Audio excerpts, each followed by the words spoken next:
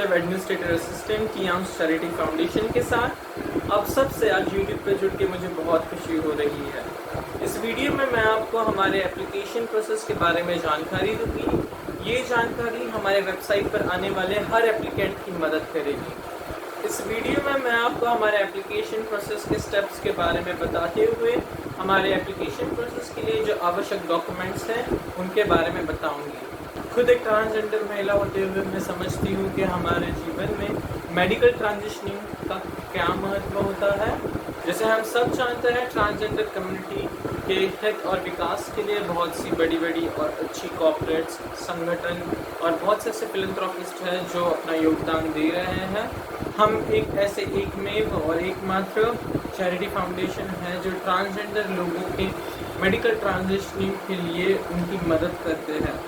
Application process बताने से पहले मैं आपको बताना चाहूँगी कि एप्लीकेशन के लिंक हमारे नीचे दिए गए डिस्क्रिप्शन बॉक्स में मेंशन्ड है।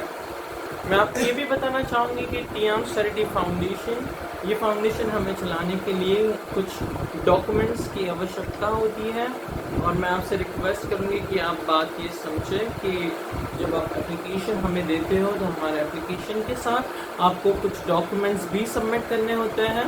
In case of the transitioning surgeries, जो हमारी ट्रांजिशनल सर्जरीज हैं, उनके चलते आपको 3 डॉक्यूमेंट सबमिट करनी होती है।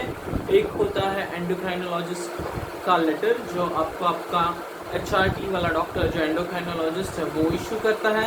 दूसरा होता है आपका GID, जेंडर आइडेंटिटी डिसऑर्डर, जो आपको आपका साइकेट्रिस्ट या साइकोलॉजिस्ट इशू करता है। और तीसरा होता है आपका एक फ़ोटो आइडेंटिटी प्रूफ। ये जो सारे डॉक्यूमेंट्स हैं ये हमें आपकी आइडेंटिटी के लिए, हमारे डेटाबेस के लिए आवश्यक है। ये जो सारे डॉक्यूमेंट्स हैं और इनकी हमें इसलिए ज़रूरत होती है क्योंकि हमारे फाउंडेशन के जो ऑडिट्स होते हैं, जो 3 महीने से लेके क्वार्टरली जो होता है, क्वार्टरली, हाफ ईयरली और ईयरली ऑडिट्स जो होते हैं, उन ऑडिट्स के लिए फाइलिंग के लिए डॉक्यूमेंट्स आवश्यक है। हमारा डेटाबेस मेंटेन रखने के लिए ये डॉक्यूमेंट्स आवश्यक है।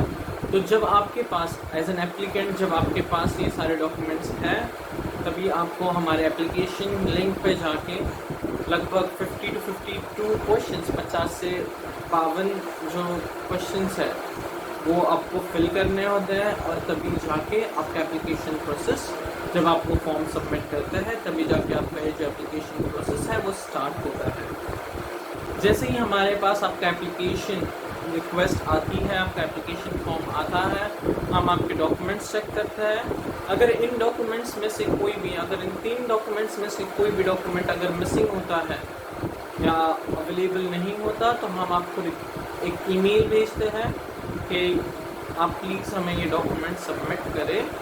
हमारे पास सारे डॉक्यूमेंट्स आने पर हम आपका हमारे इन हाउस साइकोलॉजिस्ट काउंसलर के साथ एक कॉल शेड्यूल करते हैं ताकि आपकी जो भी क्वेरीज हैं, आपके जो भी प्रश्न हैं इस एप्लीकेशन प्रोसेस को लेकर, उनके सारे जवाब आपको इस कॉल पर मिले।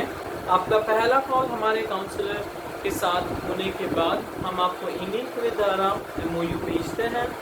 मेमोरेंडम ऑफ अंडरस्टैंडिंग में आपको आपके और हमारे काउंसलर के बीच जो बातचीत हुई है वो सारे पॉइंट्स आपको मिलेंगे जिसको आपको एक्नॉलेज करना है, आपको उसके ऊपर रिप्लाई देना होता है। आप एक बार रिप्लाई देने के बाद आप आपके जो कंसल्टेशन है आपके डॉक्टर के साथ, आपके सर्जन्स के साथ with regards to your surgery, जो आपके सर्जरी के चलते होते हैं वो आप कर सकते हो।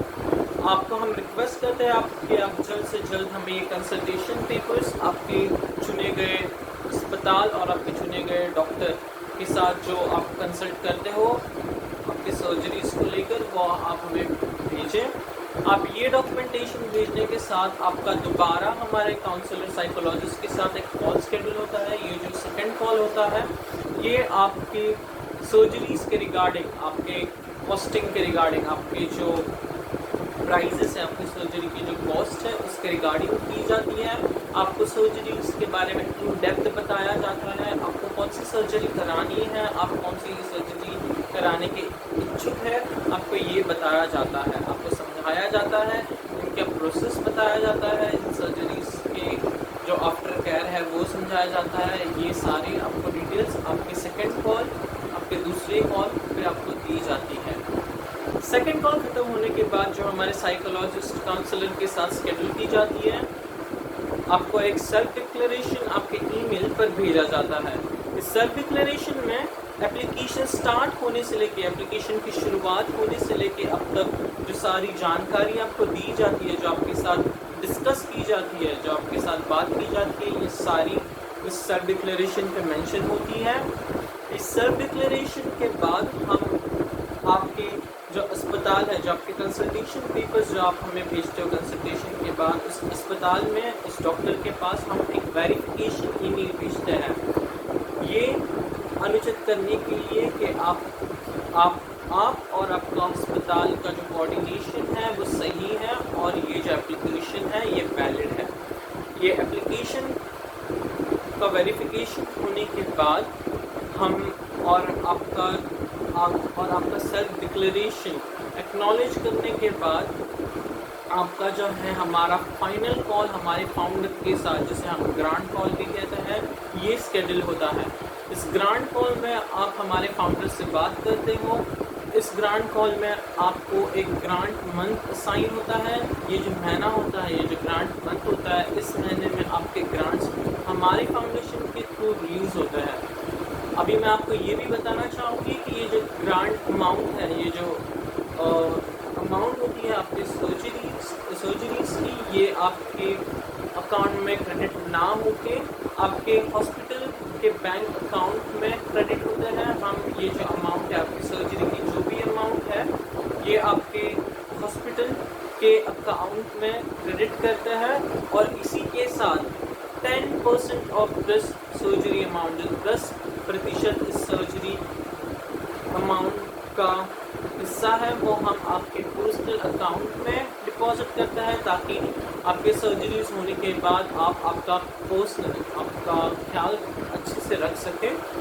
हम आपको ये भी बताना चाहते हैं कि जो ग्रांट मंथ है, जब आपके अमाउंट आपके अकाउंट में क्रेडिट होती है, उसके बाद आपके पास 6 महीने का समय होता है आपकी सर्जरीज पूरी करने का, कंप्लीट करने का।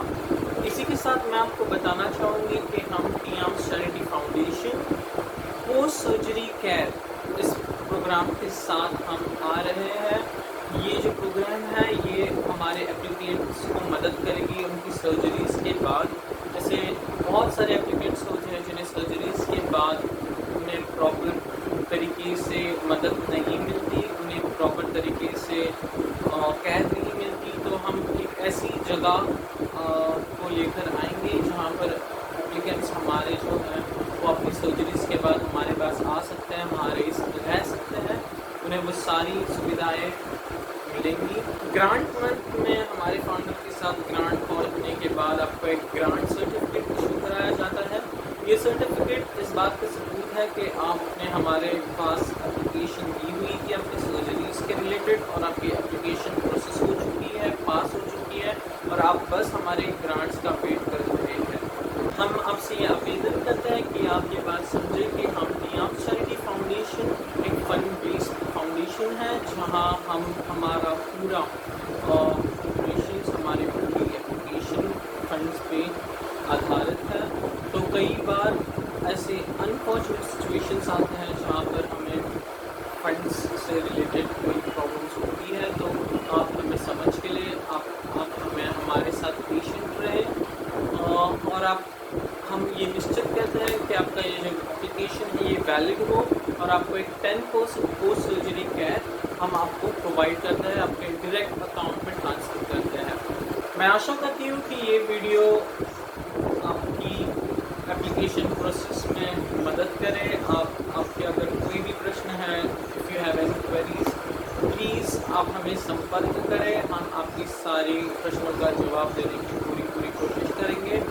टियाम्स चैरिटी फाउंडेशन के मेंबर होने के नाते मैं बहुत खुश हूँ कि हमें ये प्लेटफॉर्म प्रोवाइड किया गया, और आपको अगर कोई भी क्वेरीज है, कोई भी प्रश्न है, तो प्लीज़ हमें ईमेल करें ताकि हम आपके प्रश्नों का जवाब दें।